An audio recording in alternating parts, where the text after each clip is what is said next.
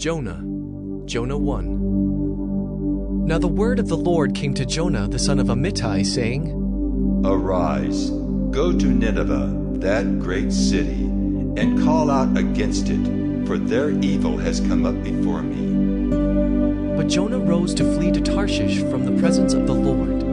He went down to Joppa and found a ship going to Tarshish. So he paid the fare and went on board to go with him to Tarshish, away from the presence of the Lord. But the Lord hurled a great wind upon the sea, and there was a mighty tempest on the sea, so that the ship threatened to break up.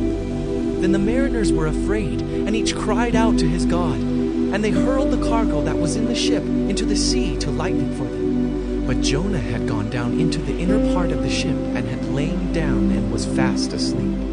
So the captain came and said to him, What do you mean, you sleeper? Arise, call out to your God. Perhaps the God will give a thought to us that we may not perish. And they said to one another, Come, let us cast lots, that we may know on whose account this evil has come upon us.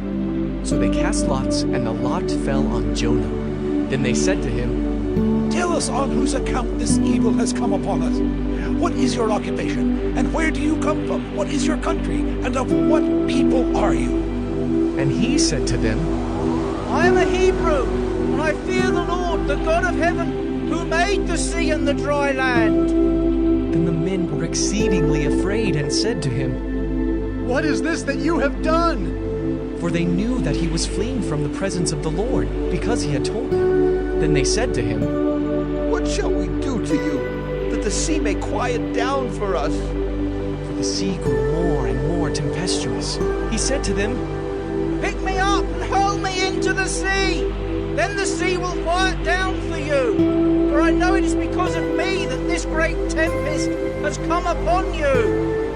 Nevertheless, the men rowed hard to get back to dry land, but they could not, for the sea grew more and more tempestuous against them. Therefore they called out to the Lord, O Lord, let us not perish for this man's life, and lay not on us innocent blood, for you, O Lord, have done as it pleased you. So they picked up Jonah and hurled him into the sea, and the sea ceased from its raging. Then the men feared the Lord exceedingly, and they offered a sacrifice to the Lord and made vows. And the Lord appointed a great fish to swallow up Jonah, and Jonah was in the belly of the fish 3 days and 3 nights. Jonah 2. Then Jonah prayed to the Lord his God from the belly of the fish, saying, I called out to the Lord out of my distress, and he answered me. Out of the belly of Sheol I cried, and you heard my voice. For you cast me into the deep, into the heart of the seas, and the floods surrounded me. All your waves and your billows passed over me. Then I said, I am driven away from your sight, yet I shall again look upon your holy temple. The waters closed in over me to take my life. The deep surrounded me. Weeds were wrapped about my head at the roots of the mountains. I went down to the land, whose bars closed upon me forever. Yet you brought up my life from the pit, O Lord my God. When my life was fainting away, I remembered the Lord, and my prayer came to you, into your holy temple. Those who pay regard to vain idols forsake their hope of steadfast love. But I, with the voice of thanksgiving, will sacrifice to you. What I have vowed, I will pay. Salvation belongs to the Lord. And the Lord spoke to the fish, and it vomited Jonah out upon the dry land. Jonah 3. Then the word of the Lord came to Jonah the second time, saying, Arise, go to Nineveh, that great city, and call out against it the message that I tell you. So Jonah arose and went to Nineveh according to the word of the Lord. Now Nineveh was an exceedingly great city, 3 days' journey in breadth. Jonah began to go into the city, going a day's journey, and he called out, Yet 40 days, and Nineveh shall be overthrown. And the people of Nineveh believed God.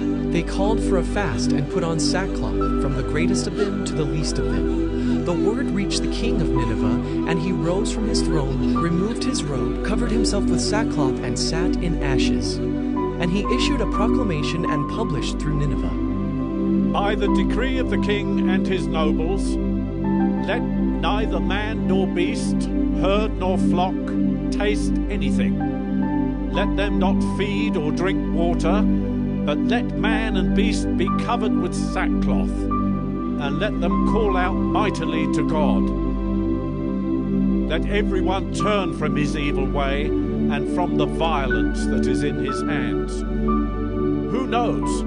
God may turn and relent and turn from his fierce anger, so that we may not perish. When God saw what they did, how they turned from their evil way, God relented of the disaster that he said he would do to them, and he did not do it.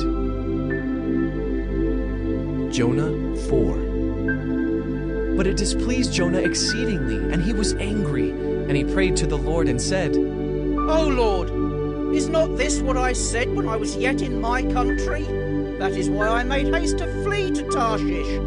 For I knew that you are a gracious God and merciful, slow to anger and abounding in steadfast love, and relenting from disaster.